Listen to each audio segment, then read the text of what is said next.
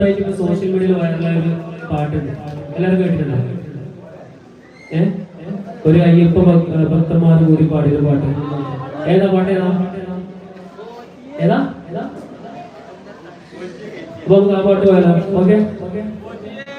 മക്കത്തെ മംഗല്യരാണ്, അതീജത്തിൽ കല്യാണരാണ്, മുഞ്ചുള്ള തേരിലേറി എത്തിയല്ലോ മണിമാറി. മക്കത്തെ മംഗല്യരാണ്, അതീജത്തിൽ